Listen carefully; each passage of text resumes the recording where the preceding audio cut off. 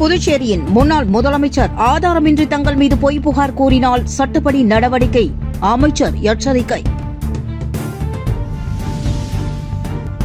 புதுச்சேரியில் செய்தியாளர்கள் சந்திப்பின் போது உள்துறை அமைச்சர் நமச்சிவாயம் இவ்வாறு தெரிவித்துள்ளார். புதுச்சேரியில் நடந்த 3 கொலை வழக்கில் 30 மணி நேரத்தில் அனைத்து குற்றவாளிகளையும் காவல்துறை கைது செய்துள்ளது. மேலும் புதுவையில் உணவகங்கள் இரவு 12 மணி வரை நடைபெறலாம் என்றும் தெரிவித்தார்.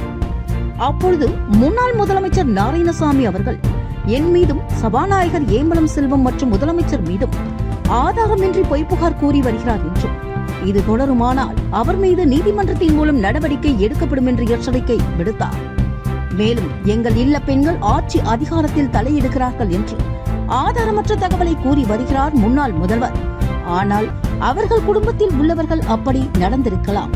எங்கள் குடும்பத்தில் உள்ளவர்கள் ஒருபோதும் அதுபோன்ற செயலில் ஈடுபடவும் இல்லை, இனி ஈடுபடவும் மாட்டார்கள் என்று தெரிவித்துக் கொள்கிறேன் என்றும், முன்னாள் முதலமைச்சர் நாராயணசாமி பதவியில் இருந்த காலத்தில், அதாவது 2016ஆம் ஆண்டு முதல் 21ஆம் ஆண்டு வரை உள்துறை நிர்வாகத்தையும் கவனித்து வந்தார்.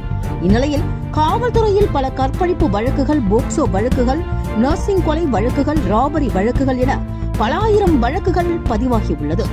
ஆனால் 2021ஆம் ஆண்டு முதல் இன்று வரை என் தலைமையிலான உள்துறை சம்பந்தப்பட்ட அனைத்திலும் சிறப்பான நடவடிக்கைகள் எடுத்து குற்ற செயல்களை குறைத்துள்ளதாகவும், மேலும் பல திட்டங்களை புதுச்சேரி காவல்துறை மூலம் பொதுமக்கள் நலனை கருத்தில் கொண்டு பாதுகாப்பு அளித்து வருவதாகவும் செய்தியாளர்கள் சந்திப்பின் பொழுது தெரிவித்தார் உள்துறை அமைச்சர் நமச்சிவாயம்.